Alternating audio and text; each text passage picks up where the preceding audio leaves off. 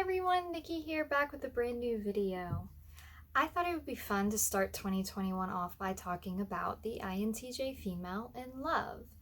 Now, if you've seen my last video, what it's like being an INTJ female, you may be able to gather some of my thoughts and opinions on this subject.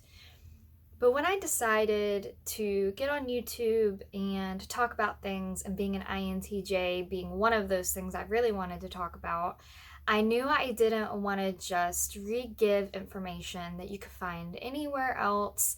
I wanted to actually talk about it from the perspective of a real INTJ based off of my personal experiences, thoughts, and opinions, and the things I've learned from that. So to kick this off, INTJs, we are seen as mysterious, hard to get, arrogant, maybe a little bossy and dominating, romantically clueless, and emotionally constipated. Now, romantically clueless is something I know for a fact I have read when researching being an INTJ. That one never quite rubbed me the right way, and I will tell you why. When most people think of romance, they think of hearts and chocolates and romantic walks on the beach and serenading, or, just things like that. Things that you learn from the movies, and a lot of people will idealize The Notebook, and that's the only romantic movie I can think of. But that's where a lot of people's ideas of romance and relationships come from. That's what they come to expect. They like gifts and to be showered with lots of affection and things like that. And not that there's anything wrong with any of that. For an INTJ, that seems very superficial to us. That's not going to have the same impact on a female INTJ as it might on other females that come to expect those sort of things. It's almost a turnoff for us when we're on a date with someone and they approach it with that same step 1, step 2, step 3, this is how it is for everyone, this is how relationships are sort of mentality. We INTJ females, we are not romantically clueless. We have a very clear idea, actually, of what is romantic to us.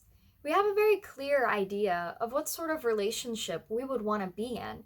And if we want to be parents, we have a very clear idea of what kind of parent we would want to be. And it's not done in the same fashion as I've noticed my friends, for example, who their life-term goal, one in particular, her life-term goal was to be a mother and to be married.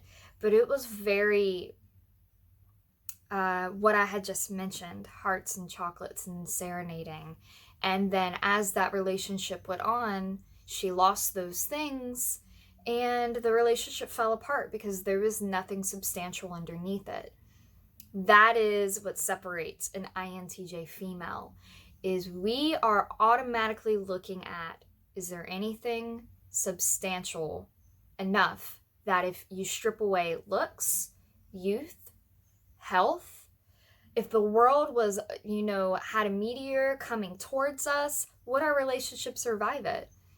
If the answer is no, your INTJ female will not stay. If the answer is yes, the INTJ female will do whatever it is to keep that relationship alive and healthy and to make sure that their partner is happy. And to us, that is romance. Giving our time to someone, putting effort towards someone, putting effort towards, a relationship and building that bond and building that friendship, because friendship is very important in a relationship, especially to an INTJ female. To us, that is romance.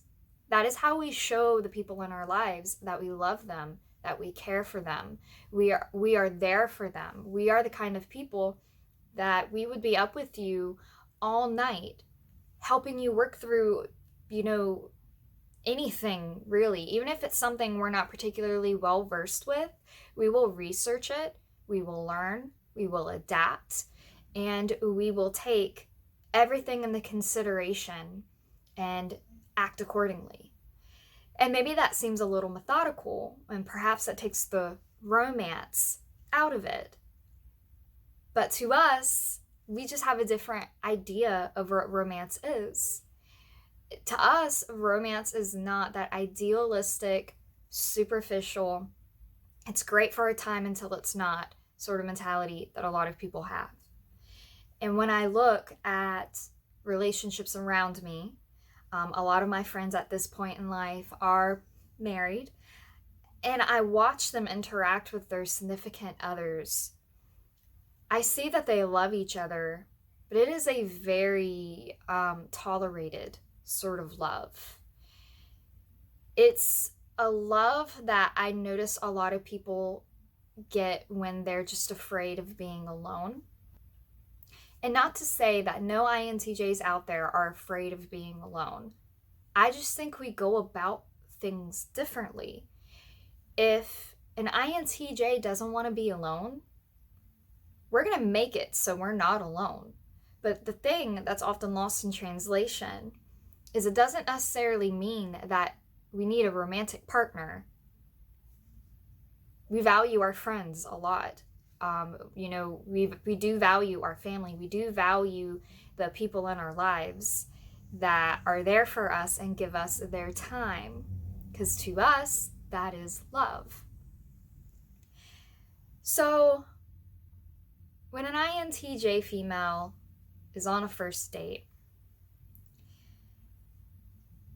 I feel that a lot of us are probably very caught in between what we know we should be doing and what we want to do. Because INTJs, we do know how to socialize and how to blend into the crowd. This is something that we've had to learn, especially if you are similar to me and had a similar upbringing as me. You had to learn for survival reasons, and it's not coming from an insecure place. It's just you learn what people find acceptable and what people don't find acceptable. But when it comes to romance, we don't want to do that. We want to rip off any mask or facade that we have no choice but to put on for work or just so we don't hurt people's feelings. We want to rip that off, and we want to see, can you handle it? Can you have an INTJ significant other? More importantly, an INTJ female significant other.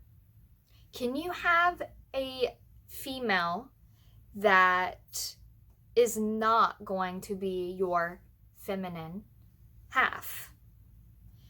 And I put that in quotations because I don't feel like emotions should have any sort of gender attached to them.